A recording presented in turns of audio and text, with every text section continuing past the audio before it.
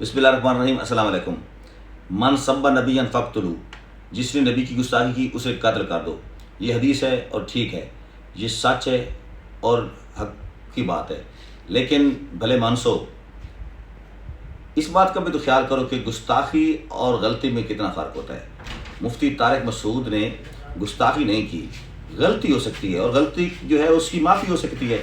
گستاخی کی سزا واقعی قتل ہے، لیکن غلطی جو ہے اس کی معافی ہو جاتی ہے معافی مانگنے سے۔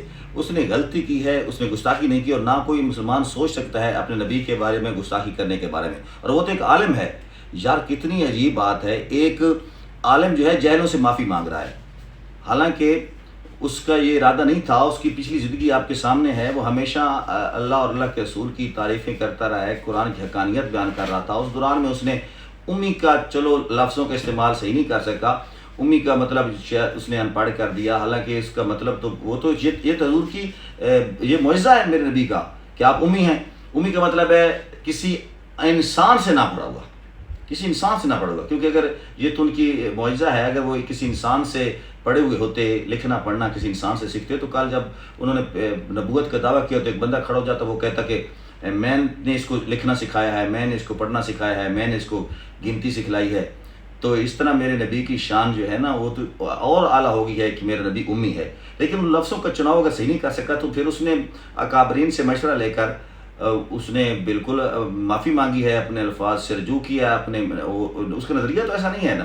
تو لیکن آپ لوگ بھڑکا اس لیے رہے لوگوں کو کہ شاید آپ کا جو اپنا جو وہ کہتے ہیں سرائکی زبان میں اپنا لطف تار رہے ہیں، آپ کو کوئی ذاتی اس سے رنجش ہو سکتی ہے، آپ کو نظریاتی اور عقیدے سے رنجش ہو سکتی ہے، لیکن آخر ایک انسان ہے وہ، کہ اگر اس کو کچھ ہو گیا تو کہ انسان کا قتل جو ہے نا وہ پوری انسانیت کا قتل ہے۔ یہ بھی میرے نبی نے کہا تھا۔ اور ایک عالم کی موت ایک عالم کی موت ہے، یعنی کہ ایک پڑھے لکھے شخص کی موت جو ہے وہ پوری انسانیت کی موت ہے۔ اگر اس کو کچھ ہو گیا تو پاکستان اس کے متمل نہیں ہو سکتا، پھر ایسی آگ بھڑکے گی جو کسی سے بجھائی نہیں جا سکے گی، کیونکہ آپ اس کا یہ فائدہ اٹھا رہے ہیں کہ وہ ایک اور مکتبہ فکر سے ہے اور آپ ایک اور مکتبہ فکر سے ہیں، آپ اس لیے جہل عوام کو بھڑکا رہے ہیں اس کے خلاف کہ وہ پاکستان میں آئے گا تو اس کو قتل کر دیا جائے گا۔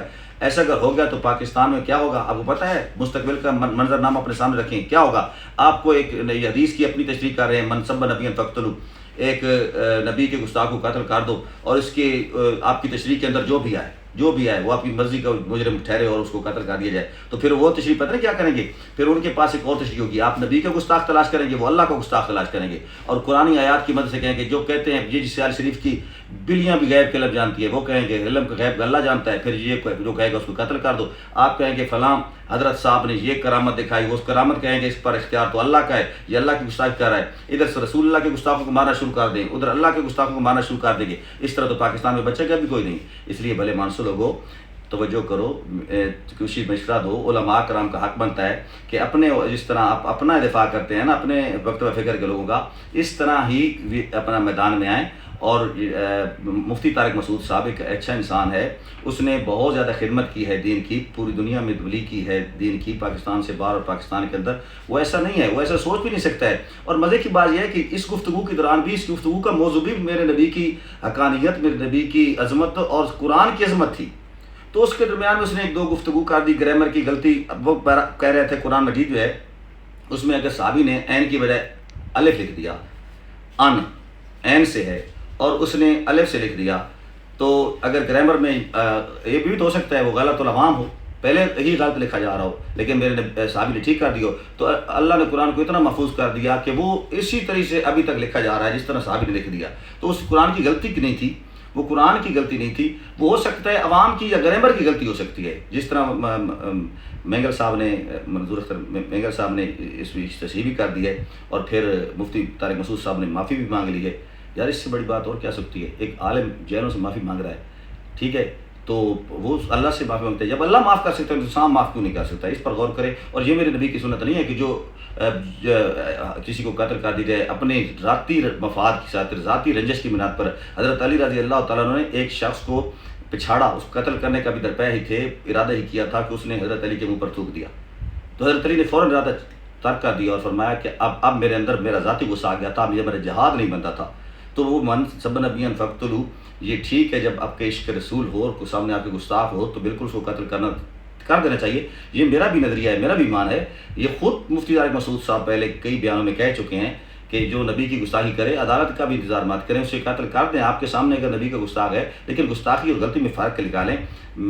کوئی آئے غلط خبر لے کر یا آپ کے پاس غلط خبر پہنچے تو اس کی تصدیق کر لیا کریں۔ حضرت علی نے جس طرح اس کو چھوڑ دیا تھا، پھر اپنی ذاتی یہ نہ سوچے کہ یہ تو دوسرے مکتب فکر کا عالم ہے تو ہمارے اندر تو پہلے سے نفرت موجود ہے، اب یہ ہمیں پکڑا گیا ہے اس کی الزام لگا دیتے ہیں۔ اس طرح کئی لوگ مارے گئے تھے۔ میرے اپنے قید آباد میں قید آباد ضلع خوشاب، میری تحصیل قید آباد میں ایک بینک مینیجر کو اسی غلط فہمی کی بنا پر قتل کر دیا تھا اس کے چوکیدار نے۔